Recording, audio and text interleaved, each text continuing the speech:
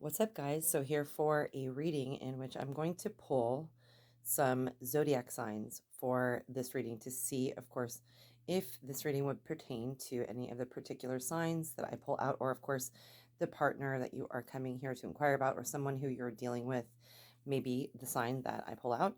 There's hundreds of these that I've made in different, shapes and sizes, trying to recycle old journals and things like that from my kids and myself. So I will mix up these zodiac signs. There are multiple, you know, um, signs. Of course, there's like 12, honestly, 12 Aries, 12 Taurus, that type of thing. So we'll see what we get, and then I'll list them when I edit the video and title the video with the signs. And first we have Libra.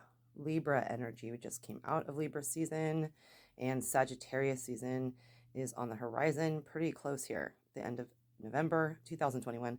We have Leos as well, sunshiny Leos. And my heart goes out to Leos. Have two kids. Always shut them out. August 9th and 10th, 4 years apart, and two Leos. So there's a lot of Leo energy. If you came here and you are a Leo and have that, of course, Gemini came up. If you have Leo, Sagittarius, Gemini, or Libra in your top three, Sun, Moon, and Rising, or Capricorn, this reading could particularly be for you. So we'll try this out for a couple of the timeless tarot card readings. And you got another Sagittarius. So yeah, a lot of fire energy. So I will try this out in another Libra. So we have two Leos, two Sagittarius, two Libra. So a lot of air and fire energy. And we will try this out. If you guys want to drop a comment, I know I get a lot of comments on the spirit animal videos, but not so much on the tarot. So please, if you would, drop me a comment and let me know if you like this style, pulling out zodiac signs to have the reading pertain to. So guys, this is going to be, of course, timeless. So I truly believe, I've always believed, whenever you are listening to something, watching something, experiencing something, it is for a purpose. There are hints amongst the fabric of time and the quilt of living in which we can gather and, assess and mend our portion of the quilt if need be. So it's always around you, the signs and the confirmations, validations, or something that means something to you. So hopefully if you do come to this reading, whether it's now in November 2021 or in the future, it is going to serve you in the best possible way and, serve you good for your life path and give you a message that perhaps you needed at that time. So again, this is a timeless tarot card reading for Leos, Leo, Sun, Moon, and Rising, Sagittarius, Sun, Moon, and Rising, Gemini, Capricorn, and Libra. All of them, Sun, Moon, or Rising, Leo, Sag, Gemini, Capricorn, and Libra. So cut the deck and get you started here with the reading. And we'll go from the top. On the bottom of the deck actually was the moon card. I'm going to put it up there. The moon, a major arcana, speaking of the sign of Pisces, or perhaps enchantment or disillusionment, illusions, things seeming to be something that they are not. Maybe the veil is lifting, as it is for all of us, and the veil is extremely thin, if not lifted. And so we are going to be experiencing a lot of things. And so if you have fear, or if people are programming you or have in the past telling you that everything that is spiritual is of the dark, or the devil, something like that, then this card can come into play. I feel for this reading that is what it means. So Leo, Sag, Gemini, Capricorn, Libra. And your first card is the Page of Cups. And in this deck, which is Tarot of the Divine by Yoshitani, this is represented by a Filipino mythology story. From the Philippines, it's Bakunawa and the Seven Moons. So I thought that was interesting to get not only water, cups, it signifies emotions and water, and so does the moon, the major arcana of the moon. And it does mention a story here from the Philippines of the Seven Moons, and it is all about connecting, your emotions and expressing yourself in time with the best wholehearted expression and, truth, authenticity of what you desire, and do it with an innocent heart, a youthful heart. That is what this card comes to you for.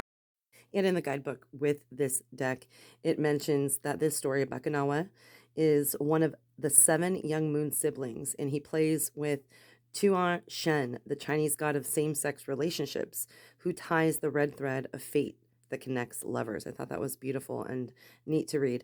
So this is all about just playfulness, youthfulness, childlike innocence, idealism, extreme profound sensitivity, that you have a connection with your lover or somebody through the universe if you haven't met them yet. And yes, a lot of emotions are involved for you guys. Talking about the second card of royalty in the cups, minor arcana set, the boy and the dragon pearl. You've gotten the king of cups, a Chinese legend. And this legend is all about a little boy that has matured into a powerful dragon. He is very kind, compassionate, but extremely fiercely protective of those he loves, kind of like Leo's. And a lot of those listed up there, right? Capricorn, Sag, Libra. I think it's relevant. This little boy is connected to deep, dark waters of the subconscious. This dragon overcomes him, right? He possesses great patience and wisdom as he understands the underlying spiritual undertones, right? So this card is all about, in this deck, devotion, loyalty, being faithful to one's cause and one's beliefs, faithfulness in general for those around them as well as their authentic self, wisdom, ancient wisdom, a lot of really, deep, dark thinking, diving into subjects upon, layer upon layer, and really trying to understand them in different ways. Also, of course, signifies generosity of spirit, sharing spiritual knowledge. Okay, guys, and we have so far a very emotional or emotionally energetic reading here. This is the fourth card that you have that is tied into the emotional realm and water, the Two of Cups. This is a beautiful card. A lot of same-sex inferences too with the last card in this one. So if that is something that you're fighting or need to hear a message that it is okay to go with your heart, that is for someone out there. This is all about Enkidu and Gilgamesh from Iraq, the Sumerian mythology. And what it talks about is Gilgamesh. He was a tyrant he met this being in Enkidu, right? This being was created for him to be his equal in every way, like a soul twin, a twin flame. Though their initial meeting was rocky, they came to love each other very much as opposites who complete each other, it says in the guidebook. So, the Two of Cups is talking about you guys having an ideal relationship that still, faces difficulties, but stands the test of time. And this can be with, Two of Cups doesn't have to be a partnership that is intimate and sexual. It could be a very deep, intimate relationship with a soulmate that is perhaps one of your family members, etc. It's all about just a happy, bonding, trusting, beautiful, committed relationship about equality and partnership that is, equal in attraction and connectivity and intimacy that is through the universe and has lasted many lifetimes previous to the one that you are living now in the physical. Yes, and we will get to your last card. Last card, you just have a lot of water, a lot of cups, a lot of emotions, a lot of, deep diving. Of course, it's Scorpio season and water sign season, and you get another card that is represented by water signs. This is the Chariot. You could be dealing with the Cancer, or this is all about Cancerian energy. And this tale within the card for the tarot, the Divine series, is the Three Princesses of Whiteland, talking about a Norwegian fairy tale. And this card is all about harnessing your emotions, right? Like Cancers do, bringing them into that shell and charging down a straight, clear path, making the decision to go left or right, right? Where the prince may have floundered before, this prince of Whiteland, he has learned from his mistakes and now blazes forward confidently and knows to take the road less traveled, right? It's all about you maybe taking a journey. You may be having someone come in and fetch you up, get you and take you away, right? It is all about being, very diligent, persevering through any, stalemate, any kind of stagnation that is happening in your career or relationship.